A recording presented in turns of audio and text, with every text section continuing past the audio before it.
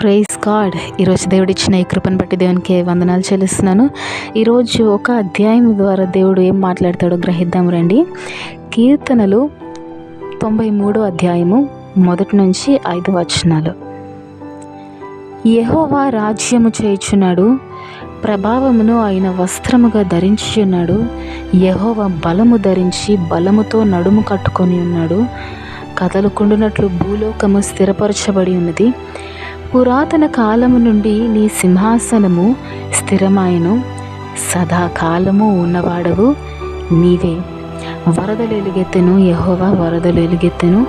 వరదలు తమ అలలను హోరెత్తినట్లుగా చేయుచున్నది. విస్తార జలముల ఘోషల కంటెను, బలమైన సముద్ర తరంగముల ఘోషల కంటెను యెహోవా ఆకాశమునందు యెహోవా బలిష్ఠుడు. నీ శాసనములను ఎన్నడును తప్పిపోవు. యెహోవా ఎన్నటెన్నటికీ పరిశుద్ధతే నీ మందిరమునకు అనుకూలము.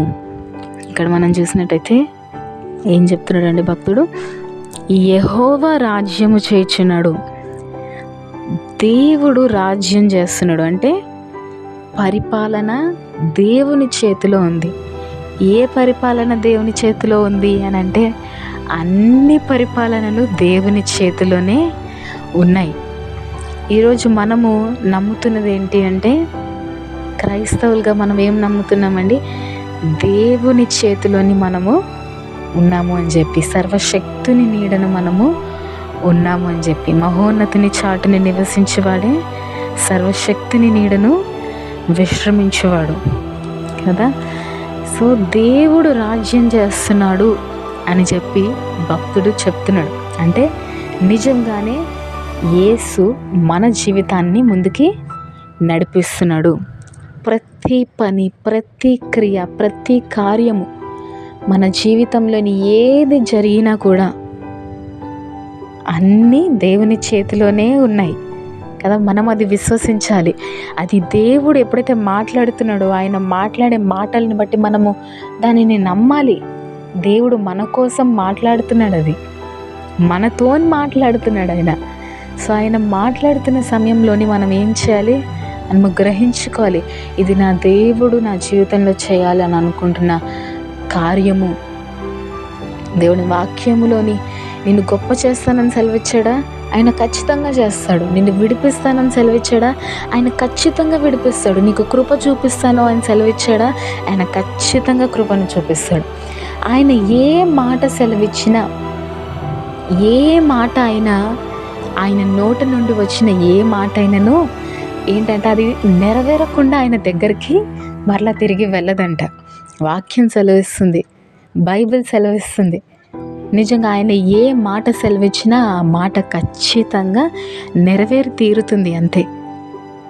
మనము ప్రార్థించే దాన్ని బట్టి, మనము పరిశుద్ధంగా మన జీవితాన్ని కాపాడుకునే దాన్ని బట్టి దేవుని సమాధానము మనము గ్రహించగలుగుతాం. అయితే ఇక్కడ భక్తుడు ఏమన్నాడు?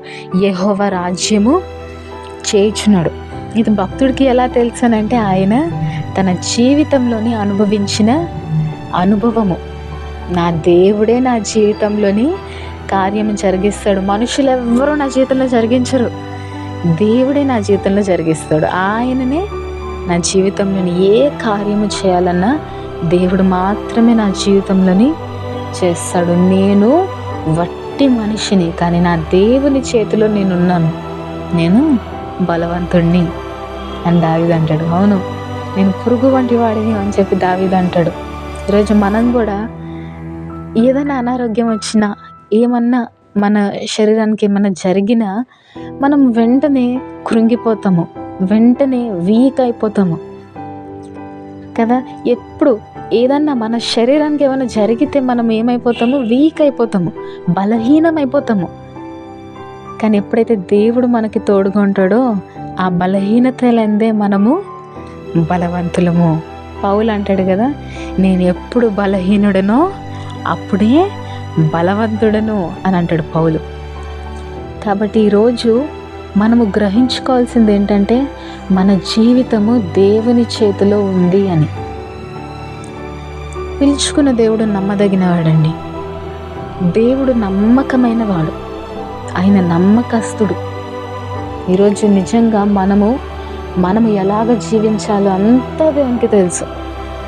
ఏ విధంగా ముందుకు తీసుకువెళ్ళాలి మనల్ని అంతా దేవునికి తెలుసు. కాబట్టి మన జీవితం ఎప్పుడైనా కూడా మనము కంప్లీట్గా సంపూర్ణంగా మనము దేవుని చేతులను పెట్టేసుకోవాలి. అమ్మో ఇది జరుగుతుందేమో, అమ్మో అది జరుగుతుందేమో అని చెప్పి మనము భయపడాల్సిన అవసరం లేదు. ఈరోజు దేవుడు ఖచ్చితంగా మాట్లాడే దేవుడు. ఖచ్చితంగా అంటే ఆ ఒక కాన్ఫిడెన్స్ తోటి దేవుడు మాట ఇస్తున్నాడు, మన జీవితంలో జరిగిస్తాడని చెప్పి. ఈరోజు మనము ఎగ్జాంపుల్ తీసుకుందామండి. మనము ఎవరికన్నా ఒక మాట ఇవ్వాలంటే 100 సార్లు ఆలోచించి ఒక మాట ఇస్తాము కదా. కొన్నిసార్లు ఏమీ ఆలోచించకుండా మాటలు ఇచ్చేస్తామేమో, కానీ మనం మాట నిలబెట్టుకోము.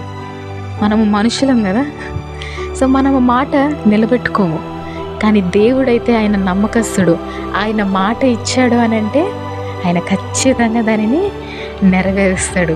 మాట తప్పడానికి ఆయన నరుడు కాడు అని చెప్పి వాక్యం సెలవిస్తుంది. నిజమే, మన జీవితంలో అనేకమైన కార్యాలు దేవుడు మన జీవితంలోని జరిగించాడు. ఆయన ఇచ్చిన వాగ్దానాన్ని, ప్రతి వాగ్దానాన్ని కూడా ఆయన నెరవేర్చాడు మన జీవితంలోని. మిమ్మల్ని ఆదరిస్తానంటే ఆయన ఆదరించాడు, మిమ్మల్ని బలపరుస్తానంటే మనల్ని బలపరిచాడు. ఆయన ఇచ్చిన మాట చొప్పున ఆయన ఖచ్చితంగా నిలబడిన దేవుడు. మన దేవుడు నమ్మకస్తుడు. మనం సేవిస్తున్న మన యేసయ్య నమ్మకస్తుడు, సమస్తాన్ని సృష్టించిన దేవుడు. కాబట్టి యెహోవా రాజ్యం చేయుచున్నాడు, ప్రభావమును ఆయన వస్త్రంగా ధరించి ఉన్నాడు. యెహోవా బలము ధరించి బలముతో నడుము కట్టుకొని ఉన్నాడు. కదలకుండానట్లు భూలోకము స్థిరపరచబడినది. భూలోకాన్ని ఆయన ఏం చేశాడంట? స్థిరపరిచాడు. భూలోకము కదలకుండానట్లు దేవుడు భూలోకాన్ని స్థిరపరిచి మనిషిని ప్రేమిస్తూ ఉన్నాడు. దేవుడు మనిషిని పోషిస్తూ ఉన్నాడు, మనిషిని ముందుకు నడిపిస్తూ ఉన్నాడు, మనిషికి ఎప్పటికప్పుడు కావాల్సిన ధైర్యాన్ని దయచేస్తూ ఉన్నాడు. మనము అవిశ్వాసంతో పోరాడుతున్న సమయంలో కూడా దేవుడు మన పక్షాన నిలబడాడండి. ఈరోజు నిజంగా ఎంతోమంది అవిశ్వాసంతో కదా మనం పోరాడుతుంది. అవిశ్వాసము. దేవుడు మాట చెప్పాడని అంటే ఆయన బలవంతుడు అని అనుకునే కన్నా, అమ్మో సాతాను ఏం చేస్తాడో, వాడేం చేస్తాడో, వీడేం చేస్తాడో అనుకుంటూ లోకం వైపు చూస్తుంటాం. అందుకే మన దృష్టి ఎప్పుడు దేవుని వైపు, దేవుని వాక్యం వైపు, దేవుని మాటల వైపు మన దృష్టి ఉండాలి. అందుకే మన హృదయం దేనితో నిండి ఉంటుందో అదే మన నోరు మాట్లాడుతుంది కదా. ఈరోజు మన హృదయం దేవుని వాక్యంతో నిండి ఉందనుకోండి, దేవుని వాక్యాన్నే మనము మాట్లాడుతుంటాం. ఎప్పుడు నోరు తెరిచినా ఇది దేవుని కార్యము, ఎప్పుడు పలికినా, ఎప్పుడు మాట్లాడినా కూడా ఇది దేవుని కార్యము అని చెప్పి మనము మాట్లాడగలుగుతాం. ఎప్పుడైతే మన హృదయము దేవుని వాక్యంతో నిండి ఉంటుందో కదా. కాబట్టి ఈరోజు ఏం చేసినా, ఏ కార్యమైనా ఈరోజు దేవుని మహిమపరిచే విధంగా మీరు చేయగలుగుతున్నారా? దేవుని నామాన్ని మహిమపరిచే విధంగా దేవుని అడిగి చేస్తున్నారా? దేవా ఇది నీ చిత్తమా కాదా? దేవా ఇందులోకి నేను వెళ్ళనా వద్దా? ఇది నేను చేయనా వద్దా? దేవుని చిత్తాన్ని అడిగి మీరు ముందుకి వెళ్తున్నారా? ఎప్పుడైనా మనము ఏ కార్యమైనా, ఏ అడుగైనా, ప్రతిదీ మనం మాట్లాడే మాట అయినా కూడా, దేవా ఇది నీ చిత్తమా, నేను ఇలాగా మాట్లాడినా, దేవుణ్ణి అడిగి దేవునితోటి ఎక్కువ సమయం గడుపుతూ దేవుని నామాన్ని మహిమపరుస్తూ మనము జీవించగలుగుతున్నామా? మన జీవితాలను అనేక సార్లు మనము వాక్యము వింటాము, కానీ దానిని క్రియల్లో పెట్టుకోలేకపోతూ ఉంటాం. ఎందుకు అనంటే ఈ లోకం వైపు మనం ఎక్కువ చూస్తున్నాం. మన కళ్ళు లోకం వైపు ఎక్కువ చూస్తున్నాయి.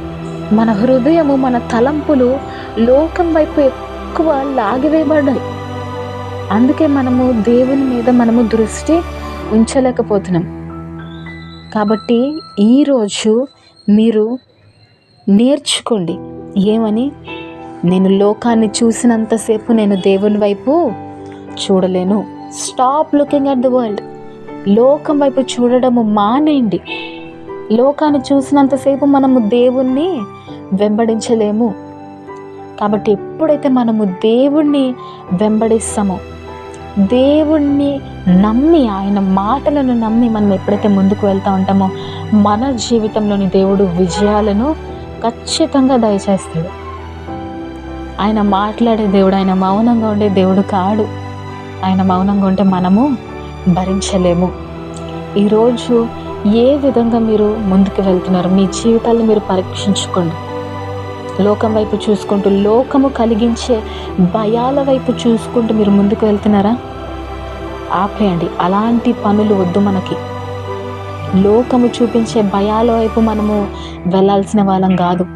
మనము యెహోవా యందు భయభక్తులు గలవాడు దీవింపబడినని చెప్పి, ఆశీర్వదింపబడినని బైబిల్ సెలవిస్తుంది. యెహోవా యందు మనము భయము భక్తి చూపించాలి. లోకం వైపు మనము భయపడడానికి వీల్లేదు. మనము లోకానికి భయపడడానికి దేవుడు మనల్ని లోకంలోని పెట్టలేదు, కానీ దీనిని జయించడానికి, నా బిడ్డ అని చెప్పి మనల్ని చూపించడానికి దేవుడు మనల్ని ఈ లోకంలోని పెట్టాడు కదా. ఆయన నామం మహిమపరచబడాలి. ఈరోజు ఆయన బిడ్డలుగా మనం ఉన్నాము అని అంటే ఎంతో గర్వము, అంటే ఎంతో గొప్ప గర్వము. అంటే ఈ లోకంలో ఉన్న గర్విష్ఠుల్లాగా కాదు, కానీ అతిశయించువాడు దేని వలన అతిశయించాలి అంట? యెహోవా వలన మాత్రమే. యెహోవా నాకు తోడుగా ఉన్నాడని అతిశయించాలంట. అని ఈ లోకంలోని నాకు ధనం ఉంది, నాకు డబ్బు ఉంది, నాకు ఆస్తిపాస్తులు ఉన్నాయి, నాకు ఆరోగ్యం ఉంది, దీన్ని బట్టి కాదంట మనం అతిశయించాల్సింది. మనం అతిశయించాల్సింది మన ప్రభువును, మన రక్షకుడిని బట్టి మనము అతిశయించాలి. మన దేవుడిని బట్టి మనము అతిశయించాలి. ఆయన సజీవుడు అని చెప్పి, ఆయన నిరంతరము జీవిస్తున్నాడు అని చెప్పి మన దేవుడిని బట్టి మనము అతిశయించాలి తప్ప, నాకు అందం ఉంది, నాకు ఆస్తి ఉంది, నాకు చక్కని శరీరం ఉంది, దీన్ని బట్టి కాదు. నాకు చక్కని అన్నీ ఉన్నాయి అని చెప్పి దీన్ని బట్టి కాదు మనం అతిశయించాల్సింది. మనం అతిశయించాల్సింది మనకి సజీవుడైన, మనల్ని సృష్టించిన మన సృష్టికర్త మనకు తోడై ఉన్నాడు అని మనము అతిశయించాలి. ఆయన బలము ధరించుకొని ఆయన చేస్తున్నాడు ఆయన కార్యములన్నీ. ఆయన మాట ఇచ్చాడంటే ఆయన ఖచ్చితంగా నెరవేర్చే దేవుడు. ఈరోజు మీరు వాగ్దానాలు పొందుకున్నారా? దానిని స్వీకరించుకున్నారా? మీరు ప్రార్థన ద్వారా మీరు పొందుకున్న వాగ్దానాలను మీరు స్వతంత్రించుకోండి. విశ్వాసము ద్వారా దేవుని నమ్మండి. నమ్మి దేవుడిచ్చిన మాటలను మీరు స్వతంత్రించుకోండి. దేవుడిని విసిగించి కాదు. మనము అనుమానిస్తూ ఉంటే, మనం అవిశ్వాసం కలిగి ఉంటే దేవుడిని విసిగిస్తాము. ఆయన చెప్పిన మాటను నమ్మనప్పుడు అనేకసార్లు మన జీవితంలో ఇదే జరుగుతూ ఉంటుంది. ఆయన మాట ఇస్తాడు, మాట ఇచ్చిన తర్వాత ఇచ్చేస్తాడో లేడో దేవుడు, నా జీవితంలో ఇది జరుగుతుందో లేదో. అవును, సాతాను ఇలాంటి తలంపులే కలుగజేస్తూ ఉంటాడు. ఇంత పెద్ద కార్యం నీ జీవితంలో జరుగుతుందా అన్నట్టు వాడు అబద్ధాలు మాట్లాడతాడు. వాడు అబద్ధికుడు, నిజంగానే వాడు అబద్ధికుడు, దొంగ మోసగాడని బైబిల్ సెలవిస్తుంది. వాడు అబద్ధికుడే. ఇంత పెద్ద కార్యం దేవుడు నీ జీవితంలో జరిగిస్తాడా అని వాడు అబద్ధాలు చెప్తూ ఉంటాడు. వాడు అబద్ధాలను మీరు నమ్మకండి. మీరు నమ్మాల్సింది దేవుని వాక్యాన్ని. దేవుడు ఏం మాట్లాడాడో అది మీరు నమ్మాలి తప్ప ఈ లోకాన్ని మీరు నమ్మడానికి వీల్లేదు. కనుక మనము ఎప్పుడు ధైర్యంగా ఉండాలి. దేవుడు మనకి తోడున్నాడన్న ధైర్యము మనలోని ఉండి మనం ముందుకు వెళ్తూ ఉండాలి. పురాతన కాలము నుండి నీ సింహాసనము స్థిరమాయను, సదాకాలము ఉన్నవాడవు నీవే. మొదటి నుండి ఉన్నవాడు మన దేవుడు, మన యేసయ్య. యేసయ్య అంటాడు కదా, అబ్రహాము కన్నా ముందు నేను ఉన్నాను అని చెప్పి యేసయ్య అన్నాడు. దేవుడు మన కోసము ఈ లోకానికి వచ్చి ఎంతో నిరీక్షణను మనకు దయచేశాడండి. ఈరోజు ఎంత నిరీక్షణను దయచేశాడు, ఎంత ప్రశాంతతను దయచేశాడు. దేవుడు మనల్ని పరలోకంలోని ఆనందంగా చూడాలి అని చెప్పి, మనం ఆయన బిడ్డలం కదా, ఆయన బిడ్డలుగా మనం జీవించాలని, మనము ఆనందంగా జీవించాలి అని చెప్పి ఆయన తలంపుతోటి మనల్ని రోజు ఆయన నిలబెట్టుకొని ఉన్నాడు. ఆయన నడిపించుకొని ఉన్నాడు. ఆయన కాపాడుతూ, ఆయన సంరక్షిస్తూ మనల్ని ముందుకు తీసుకువెళ్తూ ఉన్నాడు. కానీ మనం అనేక సార్లు ఆయనకు కృతజ్ఞతలు చెప్పడం మర్చిపోతూ ఉంటాము.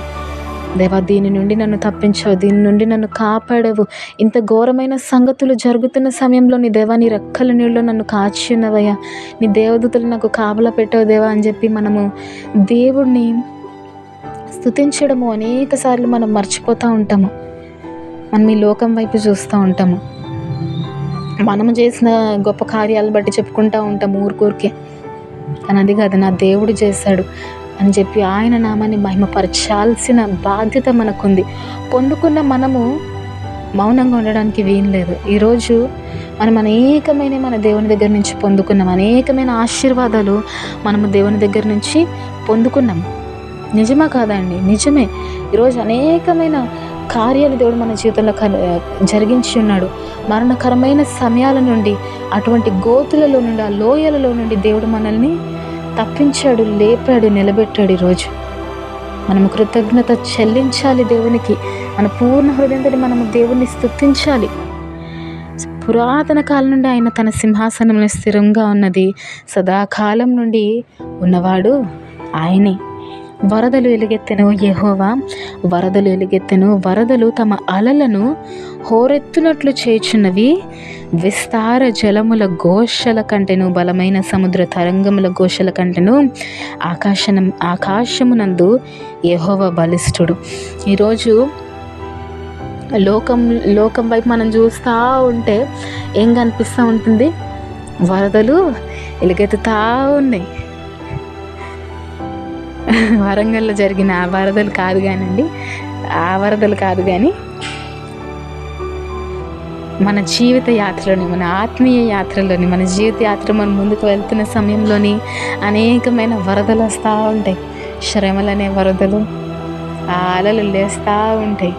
కష్టాలు, నష్టాలు, ఇవన్నీ ఇరుకులు, ఇబ్బందులు, అప్పులు, అనారోగ్యాలు, ఇవన్నీ లెగుస్తూ ఉంటాయి కదా. అవన్నీ చూపించడానికి ప్రయత్నిస్తూ ఉంటాడు సాతాను ఊరికే. ఆయన బిడ్డలను ఆయనకు దూరంగా ఉంచాలి అన్నట్టు వాడు పన్నాగాలు చేస్తూ ఉంటాడు, వాడు ప్లాన్స్ వేస్తూ ఉంటాడు. కానీ మన దేవుడు మనకు దగ్గరగా ఉండాలని ఆశపడే దేవుడు, మనం ఆయన దగ్గర ఉండాలని ఆశపడే దేవుడు. కాబట్టి ఆయన దగ్గర మనల్ని ఉంచుకొని మనల్ని నడిపించే దేవుడు మన దేవుడు. అందుని బట్టి దేవునికే వందనాలు కదా. అయితే వరదలు ఎలుగెత్తెను యెహోవా, వరదలు ఎలుగెత్తెను, వరదలు తమ అలలను హోరెత్తునట్లుగా చేయుచున్నవి. అవి ఎగసెగిసి పడతా ఉంటాయంట, ఎగసెగిసి పడతా కనిపిస్తాయంట. కానీ విస్తార జలముల ఘోషల కంటెను, బలమైన సముద్ర తరంగముల ఘోషల కంటెను ఆకాశమందు యెహోవా బలిష్ఠుడు. ఆమేన్ కదా. ఎన్ని సమస్యల వలయంలోని మనం ఉన్నా, సమస్యలు అనే సముద్రంలోని మనం ఉన్నా, ఇబ్బందులు, ఇరుకులు, ఆటంకాలు అనే ఈ సముద్రము అది ఎలుగెత్తుతున్నట్లు, అది ఎగురుతున్నట్టు, ఎగిరెగిరి పడుతున్నట్టు అది కనిపించినా ఆకాశమందు యెహోవా బలిష్ఠుడు. వాటన్నిటికంటే, ఆ శ్రమలన్నిటి నుంచి విడిపింప శక్తి గల దేవుడు మనకి తోడై ఉన్నాడు. హల్లెలూయా. ఈరోజు దేవుడు నిజంగా మనం ఎంత ధన్యులమంటే, ఎంతో గొప్ప దేవుడిని, సమస్తాన్ని సృష్టించిన దేవుడిని, సూటిగా మనతో మాట్లాడే దేవుడిని మనము సేవిస్తున్నాము. ఈరోజు మన జీవితం ఒక సాక్ష్యంగా ఉండాలండి. మనము ఏ పని చేసినా, ఏదైనప్పటికీ కూడా మన జీవితము ఒక సాక్ష్యంగా దేవుని ఎదుట ఒక బలి అర్పణగా మన జీవితం ఉండాలి. అది దేవుడు కోరుకుంటున్నాడు. ఆయన బలులను కోరుకోవట్లేదు, కానీ ఆయన మన హృదయాన్ని కోరుకుంటున్నాడు. మన హృదయము ఆయన ఎదుట సరిగా ఉండాలి అని చెప్పి ఆయన కోరుకుంటున్నాడు. 5వ వచనము, నీ శాసనములు ఎన్నడూను తప్పిపోవు యెహోవా, ఎన్నటెన్నటికి పరిశుద్ధతయే నీ మందిరమునకు అనుకూలము. ఏంటంటే నీ శాసనములు ఎన్నడూను తప్పిపోవు. ఎప్పుడు కూడా ఆయన చెప్పిన మాట అది ఎప్పటికీ తప్పిపోదంట. ఆయన ఆజ్ఞ ఇచ్చాడా, ఆయన చేయమని చెప్పాడా, ఆయన ఖచ్చితంగా చేస్తాడు. ఆయన చేస్తాను అని అన్నాడా, ఆయన ఖచ్చితంగా చేస్తాడు. ఆయన మిమ్మల్ని చేయమన్నాడా, ఆయన ఖచ్చితంగా చేయిస్తాడు. కానీ అవన్నీ జరగాలి అని అంటే మొదటిగా ఏంటంటే, యెహోవా ఎన్నటెన్నటికి పరిశుద్ధతయే నీ మందిరంనకు అనుకూలము. నీ మందిరానికి అనుకూలము అని అంటే మన దేహం ఏంటంట, దేవుని ఆలయము, మన హృదయం ఆయన మందసము కదా. ఈరోజు మీ హృదయం అనే మందసములోని ఎవరున్నారు? దేవునికి మనము మొదటి ప్రాధాన్యత, ఎప్పుడు కూడా దేవునికే మన మొదటి ప్రాధాన్యత ఉండాలి. మనము ఆయన కోసము నిలబడాలి. ఆయన మన కోసం ప్రతి విషయంలోని కూడా మనల్ని రక్షిస్తూ మన కోసం నిలబడుతున్నాడు కదా. ఈరోజు ఆయన మాటల్ని నమ్మమనే ఆయన కోరుతున్నాడు తప్ప నువ్వు యుద్ధాలు చేసేసేయి అని చెప్పి దేవుడు చెప్పట్లేదు. నువ్వు కత్తి పట్టుకుని నువ్వు వెళ్ళి పోరాడేసేయి అని చెప్పి దేవుడు చెప్పట్లేదు. దేవుడు ఏం చెప్తున్నాడు? నేను నీతో ఉన్నాను, యుద్ధము నాదే అంటాడు కదా. అంటున్నాడు ఆయన, యుద్ధం యెహోవాదే అని అంటున్నాడు ఆయన. యుద్ధాలు మిమ్మల్ని చేయమని చెప్పట్లేదు, కానీ ఆయన ఏమంటున్నాడు? నా యందు నువ్వు పూర్తి విశ్వాసము కలిగి ఉండు. దావీదు అన్నాడు కదా, నన్ను ఎక్కడికి వెళ్ళమంటావు, నన్ను ఏం చేయమంటావు? దావీదు ఏం చేశాడు? దావీదు యెహోవా హృదయానుసారుడంట కదా. దావీదుకి ఎంత గొప్ప పేరు దేవుడు ఇచ్చాడు. దేవుని హృదయానుసారుడు దావీదు అంటే దేవుని హృదయానికి ఎంతో ఇష్టడు. దేవుని హృదయాన్ని తెలుసుకున్న వ్యక్తి. దేవునికి ఏది ఇష్టము, ఇది నా దేవునికి ఇష్టమా కాదా, ఇది నా దేవుని చిత్తమా కాదా, ప్రతి సమయం నా దావీదు దేవుని ఎదుట విచారణ చేశాడు. ఈరోజు దేవుని ఎదుట విచారణ చేసే హృదయం మీకుందా? ప్రతి విషయంలోని కూడా దేవా ఇది నీ చిత్తమా కాదా, దేవా ఇది నీ ఉద్దేశమా కాదా, దేవా ఇది నువ్వు చెప్తున్నావా కాదా, ఇది నీ మాటనా కాదా, దేవా ఇందులో వెళ్ళమంటావా వద్దా? నిజంగా దావీదైతే, దేవా నన్ను ఎక్కడికి వెళ్ళమంటావు, అక్కడికి వెళ్ళాలా అని చెప్పి దావీదు దేవుణ్ణి అడిగి ఆయన అడుగు వేశాడు. ఈరోజు మనము అదే విధంగా ఉండాలి అని చెప్పి దేవుడు ఆశపడుతున్నాడండి. ఆయన ఎప్పుడు మనల్ని తలగా నిలబెడతాడు కానీ తోకగా ఎప్పుడు నియమించడు. నమ్ముతున్నారా? ఆయన ఎప్పుడు మనల్ని సిగ్గుపరచడు. ఆయన మాటల్ని నమ్ముకొని మనం ముందుకు వెళ్తాం కదా. ఆయన ఏం చెప్పమంటే అది మనం చెప్తాం కదా. ఆయన ఏం చేయమంటే అది మనం చేస్తాం కదా. ఆ సమయంలో ఎప్పుడు మనల్ని ఆయన సిగ్గుపరచడు. ఆయన వాక్యం అందు ఎవరైతే విశ్వాసం ఉంచుతారో నిజంగా ఆయన హృదయాల్ని చూసే దేవుడు, హృదయాల్ని పరిశీలించే దేవుడు. ఆయన ఎప్పుడు మనల్ని సిగ్గుపరిచే దేవుడు కాదు. ఆయన మనల్ని నిలబెట్టే దేవుడు. ఆయన మనల్ని ముందుకు నడిపించే దేవుడు. ఈరోజు అవమానమును చూసి మీరు అవమానం వైపు వెళ్ళిపోకండి. అవమానం కలుగుతుందేమో, ఇది కలుగుతుందేమో, అది కలుగుతుందేమో అని చెప్పి మీరు అవమానం వైపు భయపడాల్సిన అవసరం లేదు. ఆయన మాట ఇచ్చాడు కదా, నేను నిన్ను సిగ్గుపరచను, నువ్వు నన్ను నమ్ముకున్నావు, నేను నిన్ను సిగ్గుపరచను అని ఆయన చెప్పాడని అంటే అందులో రెండు ఉన్నాయి. ఏంటి? ఆయనను నమ్ముకున్నాము కాబట్టి ఆయన సిగ్గుపరచడం. కానీ అక్కడ నీకు అవిశ్వాసం వచ్చేస్తే, మధ్యలోకి అవిశ్వాసం వచ్చేసి అల్లాడుతూ ఉంటే అక్కడ ఆ మాట నెరవేరదు. నాకెందుకు ఈ అవమానం వచ్చింది, నాకెందుకు ఈ సిగ్గు వచ్చింది అని చెప్పి మనం క్వశ్చన్ చేస్తే అంటాడు, నువ్వు నా యందు పూర్తి విశ్వాసం ఉంచలేదు అని అంటాడు ఆయన. నువ్వు నన్ను పూర్తిగా నమ్మలేదు అని అంటాడు ఆయన. కాబట్టి ఆయన మాట యందు మనము పూర్తి నమ్మకం కలిగి ఈరోజు దేవుడు ఏం మాట్లాడుతున్నాడు అది గ్రహించగలిగే హృదయం కావాలని మీరు దేవుణ్ణి అడగండి. దేవా నీ మాటలు ఏంటి, నువ్వు ఎలా మాట్లాడతావు గ్రహించగలిగే హృదయము దయచేయ, వినగలిగే చెవులు దయచేయ. దేవుడిని అడగండి, ఖచ్చితంగా దేవుడు దయచేస్తాడు. ఆయన అనంత జ్ఞాని, ఆయన సమస్తాన్ని సృష్టించిన దేవుడు. ఈరోజు అంత గొప్ప దేవుడిని మనము సేవిస్తున్నాము. కాబట్టి పరిశుద్ధత అంట, ఆయన మాట నెరవేరాలి అని అంటే పరిశుద్ధత ఆయన మందిరానికి అనుకూలము. మీ శరీరంలోని దేవుడు, ఈ శరీరం, ఈ దేహము దేవుని ఆలయము. కాబట్టి ఎప్పుడు కూడా లోకానికి చోటు ఇవ్వకండి, పాపానికి చోటు ఇవ్వకండి. పోర్నోగ్రఫీ అని, మాస్టర్బేషన్ అని ఇలాంటి వాటికి అస్సలు చోటు ఇవ్వకండి. అది సాతాను వేస్తున్న ఒక ఎర. అందంగా చూపిస్తాడు మొదటిలోని, ఏదైనా కావచ్చు. దేవునికి అది నచ్చదా, మీకు నచ్చద్దు. దేవుడు దానికి నో అంటున్నాడా, మీరు దానికి నో అనాలి. దేవునికి ఏది ఇష్టమో అది చేసే బిడ్డలుగా మనం జీవించాలి. దేవుణ్ణి సంతోషపరిచే బిడ్డలుగా మనం జీవించాలి. ఎంత సుఖంగా దేవుడు మనల్ని ముందుకు తీసుకెళ్తాడు తెలుసా అండి? అప్పుడు శ్రమగా కనిపించవచ్చు, కానీ దేవుని మాట యందు నమ్మిక ఉంచేవారు సురక్షితంగా ఉంటారంట. యెహోవా యందు నమ్మిక ఉంచేవారు సురక్షితంగా ఉంటారు అని చెప్పి దీని వాక్యం సెలవిస్తుంది. నిజంగా ఈరోజు మనము పూర్తి విశ్వాసం కలిగి దేవుని యందు పూర్తి నమ్మకము కలిగి మనము ముందుకు వెళ్ళాలండి.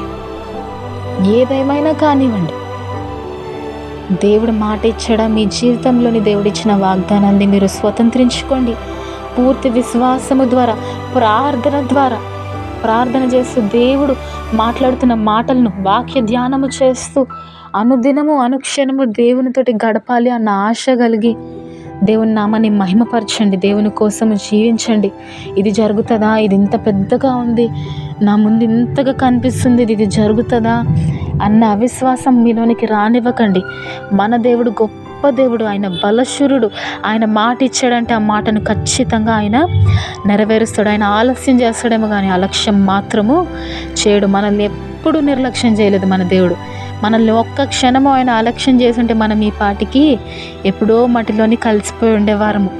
కానీ ఈరోజు ఒట్టి వారమైన మనలను ఈరోజు దేవుడు సజీవ లెక్కలో ఉంచాడంట. ఆయన ప్రణాళిక ఇంకా మన పట్ల ఉంది. దీన్ని నమ్ముతూ మనము దేవుని నామాన్ని మహిమపరచాలి అన్న ఒక్క ఉద్దేశంతోటి నన్ను సృష్టించిన నా తండ్రిని నేను ఘనపరచాలి, నా తండ్రి మాట ఇచ్చాడంటే ఆయన నెరవేరుస్తాడు అన్న విశ్వాసం కలిగి మనం ముందుకు వెళ్దామండి. ఆయన రాజ్యం చేస్తున్నాడు, ఆయన నిలబడతానని ఆయన సెలవిస్తున్నాడు. కాబట్టి ఆయనను మీ సొంత రక్షకునిగా అంగీకరించి ఆయననే మిమ్మల్ని విమోచించగలడు, ఆయననే మిమ్మల్ని విడిపించగలడు, ఆయన మాత్రమే మిమ్మల్ని ముందుకి నడిపించగలడు.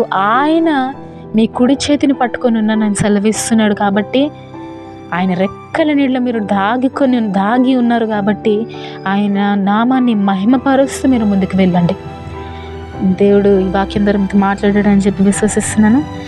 Thank you. Praise Lord. Shalom.